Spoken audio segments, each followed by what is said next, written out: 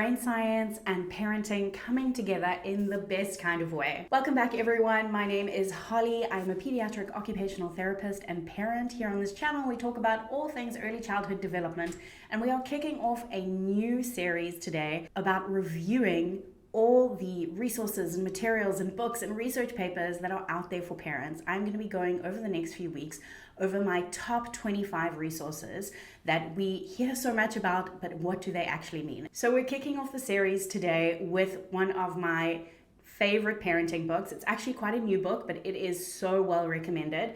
It is by Dr. Mona Delahooke, and it is about brain and body parenting, how to stop managing behavior and start raising joyful, resilient kids. Whether you are a therapist, an early childhood educator, or a parent, this book is definitely well recommended for each of you. The big idea of the book is basically understanding the subjective experience of children, that each child or person experiences the world in a pretty unique kind of way. So the book kind of breaks down a not top-down but bottom-up approach. So let me just explain that in a word. Basically, often we look at development or learning or behavior from a top-down approach. So we look at, say, a child hitting, and we say, let's put in like a behavioral strategy because this is a behavior. It can also be in terms of learning, that we look at a child that's struggling to learn to read, and we say they're struggling to learn to read, so we need to just be doing more. We need to be doing more homework. And the book kind of takes an approach which is called bottom up. If you're an occupational therapist, we know this term very well. It's something that we work with a lot. And it basically looks at the skills required for what's going on, for what they're needing to do, the task, and how those skills can be supported first in order for that task or skill to be learned. So as the example in terms of hitting, you might look at from the bottom-up approach, the sensory processing of the child. You might look at any anxiety or fear or misunderstanding of social situations that might be going on. When it comes to reading, we're not just then looking at giving more homework or just exposing more to reading. We might be looking at, have their eyes been tested before? We're looking at, do they understand the phonics? Do they understand the task? Trying out reading in different sizes, different places, kind of taking that bottom-up approach.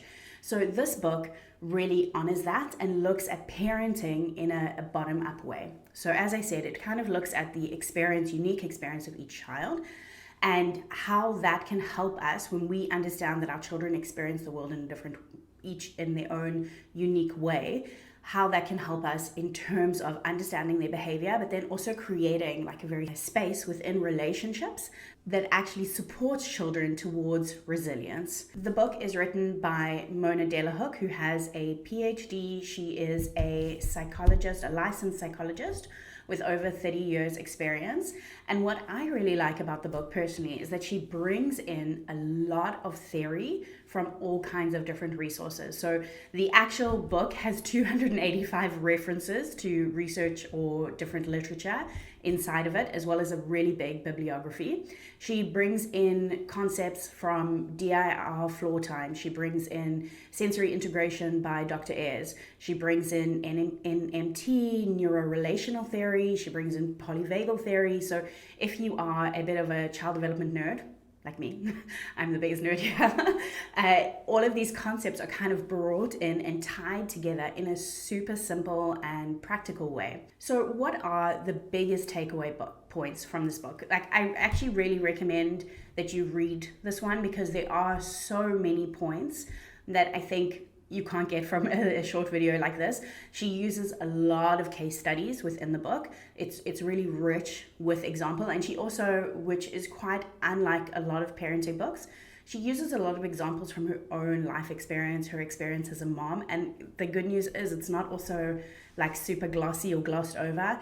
I also really like that this book uses examples that we all go through with children. Like sometimes in reading parenting resources, it feels like there's your children, and then there's like this other breed of children that live in like glass houses and everything is a little bit easier for them. And I don't think that she takes that approach in this book at all. She uses really natural, everyday kind of examples. And it's written in a tone that is incredibly encouraging. But let's get back to the key takeaway points. So the key takeaway points in terms of what you'll learn from this book is that we experience the world differently. So she talks about sensory processing. She has a whole chapter that goes through each of our 8 sensory systems, how children experience them differently, as well as some practical ways that you can support each of these sensory systems, which is amazing. She also talks about neuroception and this idea that, we used to think that we were kind of always in a calm state, or we had like our switch flicked and we were in like hyper stress, adrenaline racing, fight or flight mode. And what science is kind of bringing forward more recently is this idea that we are almost always kind of scouting out whether we are safe, whether we are vulnerable, or whether we are in an ability to challenge ourselves. So she brings this in a really simplistic way. I say simplistic in terms of like she explains it in a way that everybody can understand. It's actually big science concepts that she's talking about. So it's not simple in any shape or form, but she makes it really understandable. She also talks about, so children experience the world in a different way. And then she talks about in terms of thriving, we know that if a child is in a state of stress or more vulnerable, and here she talks about the concept of a body budget, which is by Dr. Barrett, and how we are at some points in our day, and you probably relate to this as well, some points in your day you feel like you can take on new challenges. Like maybe if you have a child at home, there are times in the day that it feels like totally okay for you to be present. If there's some kind of stress or a meltdown or a tantrum, you feel like you can well cope with that. And there's other points in the day where you feel like cup is full, I can't deal with it right now. Actually, I just spoke to someone yesterday in coaching that was talking about this, and it's really real, right?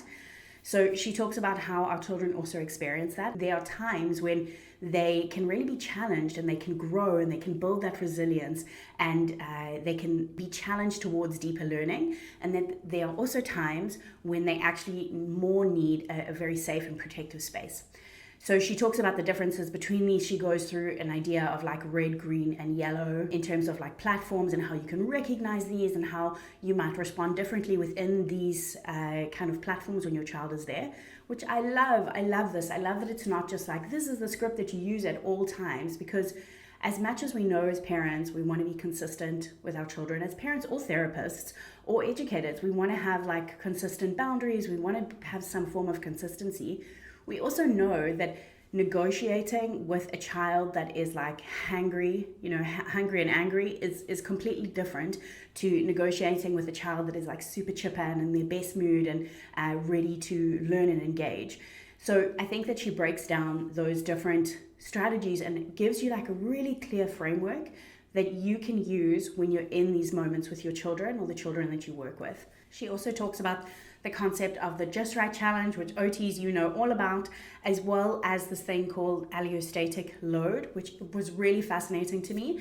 It basically looks at this thing that we all face when we are with children, of how much to push forward and when to pull back in a way that supports our children holistically.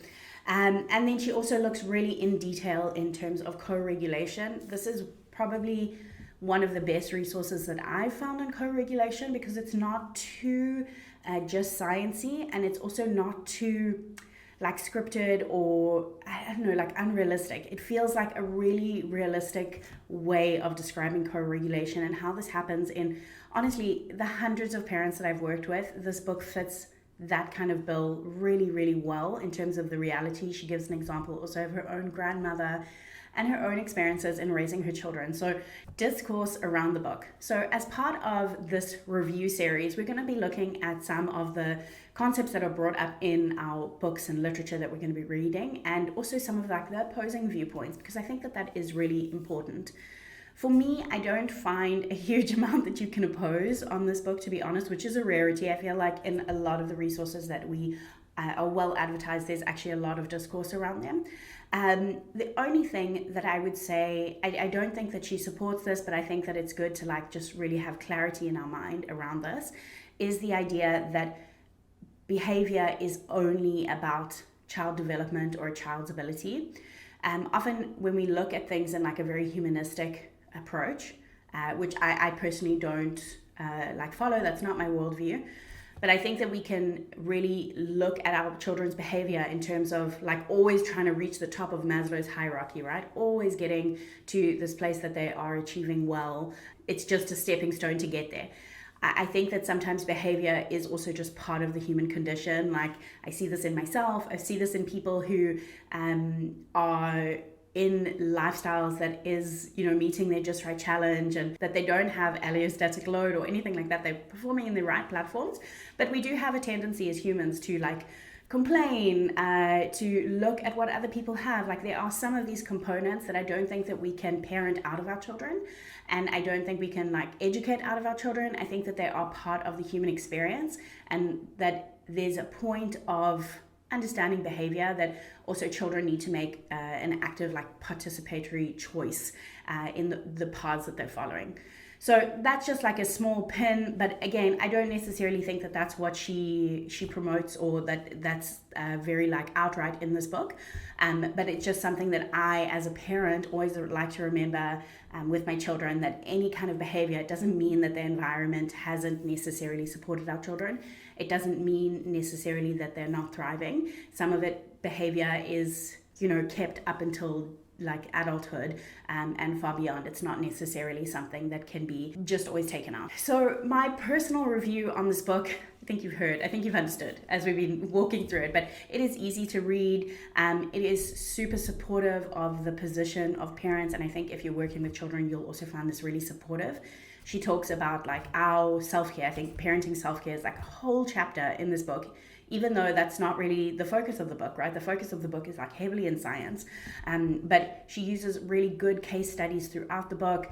It was an easy book to read. I would recommend actually getting the hard copy. Some books are great for audio. This could be as well, but I know this is going to be, for me personally, one that I'm going back to. And there's a ton of like really great quotes in this book that you can like put on your fridge and remember them. So Brain and Body Parenting by Mona Delahooke.